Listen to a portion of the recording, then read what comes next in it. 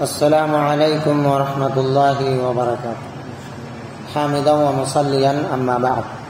عن عائشة رضی اللہ تعالی عنہا قالت ان حمزة بن عمرو الاسلمی رضی اللہ عنہ قال للنبي صلی اللہ علیہ وسلم اصوم في السفر وكان كثير الصيام فقال ان شئت فصم وان شئت فافطر. متفق علیہ.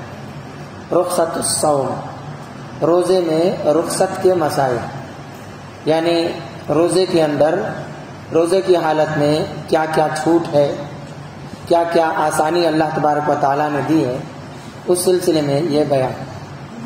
سفر میں روزہ انسان مسافر رکھ بھی سکتا ہے اور چھوڑ بھی سکتا ہے، دونوں صحیح ہے. یعنی سفر اگر آسان ہے، کوئی دقت نہیں ہے تو رکھ سکتا ہے، سفر اگر مشکل ہے، پریشانی ہے تو روزہ چھوڑ بھی سکتا ہے. عائشہ رضی اللہ تعالی عنہ کی روایت ہے، ایک شخص اللہ کے رسول صلی اللہ علیہ وسلم سے عرض کیا کہ اللہ کے رسول، کیا میں سفر میں روزہ رکھوں؟ اور وہ بہت زیادہ روزہ رکھنے والا انسان ہے.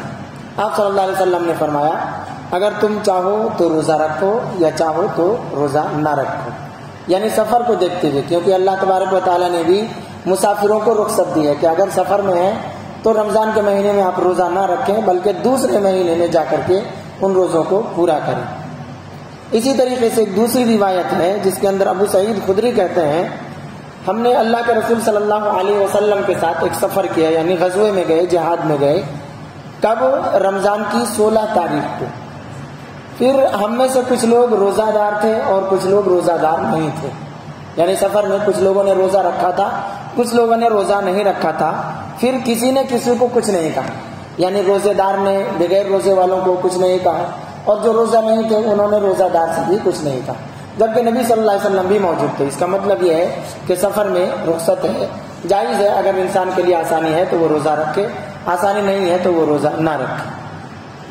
اسی طریقے سے حیض والی عورتیں، یعنی عورتوں کو جو مہینے میں پیریڈ آتا ہے، اسی طریقے سے بچہ پیدا ہونے کے بعد جو 40 دنوں تک جو خون آتا ہے، اس وقت بھی روزہ اس کو رکھنا نہیں ہے.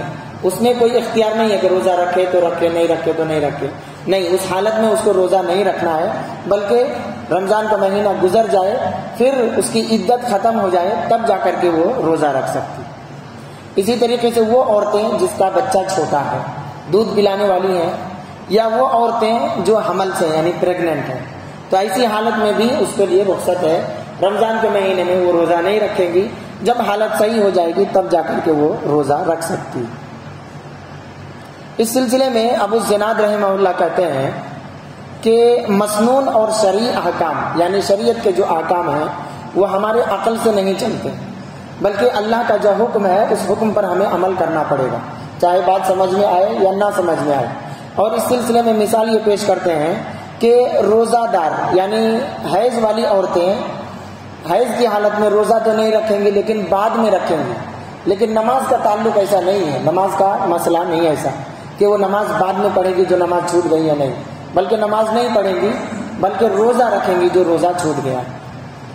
تو سفر میں انسان ہے یا جہاد میں ہے، ایسی حالت میں اگر روزہ رکھ لیا ہے لیکن پریشانی ہو رہی ہے، روزہ رکھا ہوا ہے، دشواری ہو رہی ہے، مشکل ہو رہا ہے، تو ایسی حالت میں وہ روزہ توڑ بھی سکتا ہے اور اس پر کوئی کفارہ نہیں ہے، بلکہ اس کے لیے کیا ہے کہ وہ دوسرے مہینے میں جا کر کے جب سفر ختم ہو جائے گا تب جا کر کے وہ روزہ رکھے. اسی طریقے سے وہ لوگ جن کی عمر زیادہ ہو گئی ہے، یعنی بوڑھے لوگ ہیں جن کو روزہ رکھنے میں پریشانی ہے، یا ایسا بیمار آدمی جس کی بیماری کے ٹھیک ہونے کا امید نہیں ہے، کوئی چانس نہیں ہے، تو ایسی حالت میں یہ لوگ روزہ بھی نہیں رکھیں گے اور قضا بھی نہیں کریں گے بلکہ فدیہ دیں گے.